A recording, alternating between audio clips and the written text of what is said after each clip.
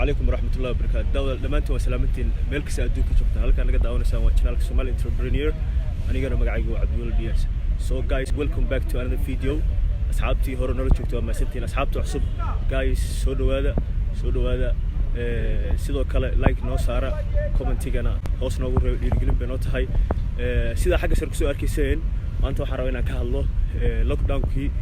Kampala caasimadda dalka Uganda iyo sidoo u saameeyay Soomaalida joogta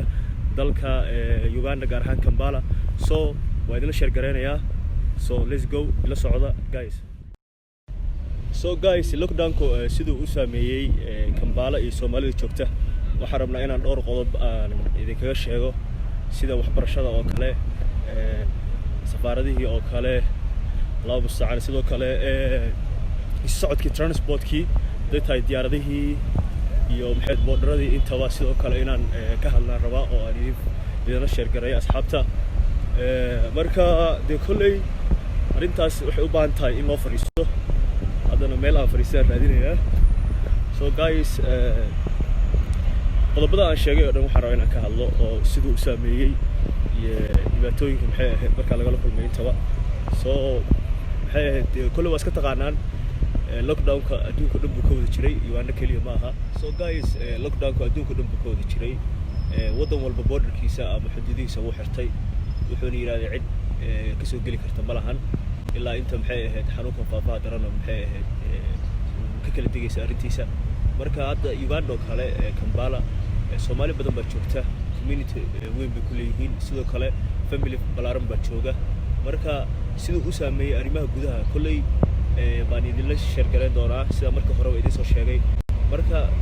xawa kana lahaada meesha joogo waa yaro boqboq xawa adigu laamiin way dhow yahay marka I hope in codkayga maqlaysaan oo si fiican idin soo gaariyo marka Soomaalida joogta halkan haddaan ku bilowno dhinaca ganacsiga oo kale Soomaalida ganacsi aad u balaaran ku leeyihiin dalka Uganda gaar ahaan Kampala so arintaasna de kulli aad u saameysay lockdown-kii iyo bandowga jiray magaalada gudaheeda so arinta ganacsiga oo kale baahan ku guda jirnay oo idin waday hawsheeda marka hadda lockdown-ku waxa lagu jiraa u maleynayaa 4 bilood 5 bilood meelahaas hadda bishii u horeysay oo kale meelkiisay la yiraahdo oo de kulli intii garanaysa oo hadda video-ga daawanaysa kale intaan garanayna adigu waa meel Soomaalida ay u badan yihiin oo Kampala ku taala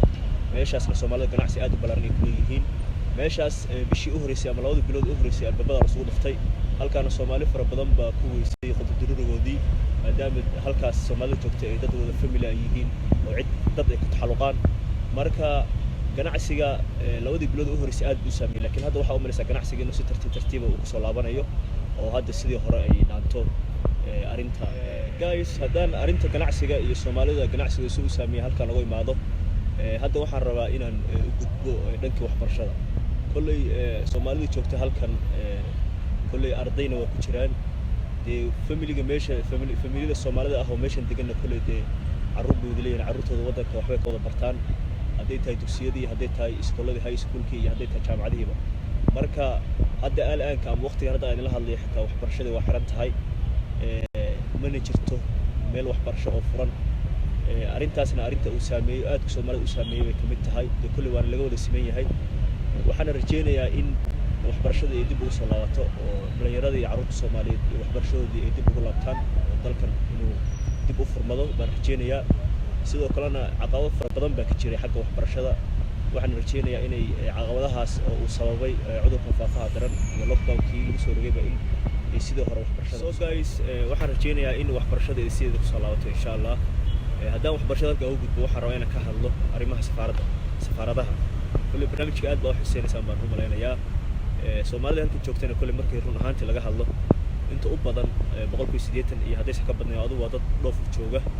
ama u socdaan halka Europe ama u socdaan halka North America ama adduunka meelihiisa daafiisa kala u socdaan marka arintaas lockdown-ku soo saameeyay iyaduna waxa weeye safaaradihii dhan baa xiran safaarad furan ma lahan sidoo cudurka la dilaacay safaarad walba irideedii xirtay cid halka ay la soo dhaafin bay tiraaday sidoo kale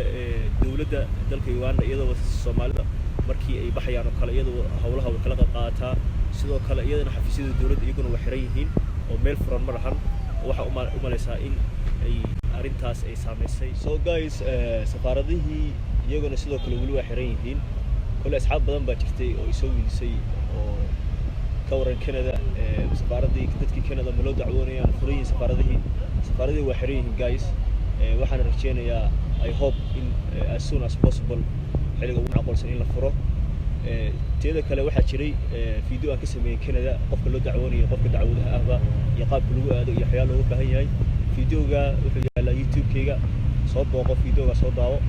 أوكي مركا أرنتاس سفارة هذا هكا أغني مانو كل قضباس نقضبا أي عاد إذا في عم بفيليا هديت هاي حاجة كنعسية هديت هاي وحبر شدي هديت أريمي سفارة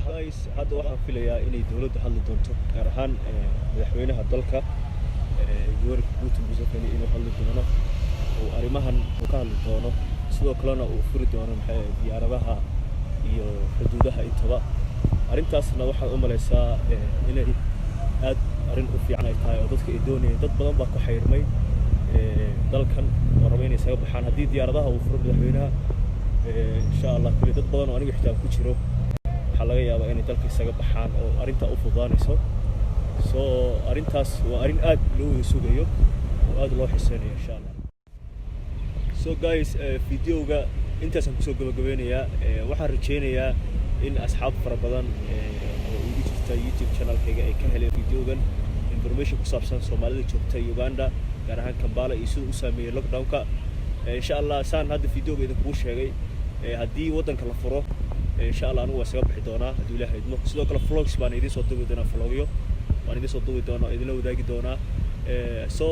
waxaan idin leeyahay asxaabta videoga daawanaysa subscribe noo saara like iyo comment-tigana hoos noogu reebay dhiirigelin bay noo tahay inta video kan la kulmeyno waxaan leeyahay assalaamu calaykum waraxmatullaahi wabarakaatuh ciao peace guys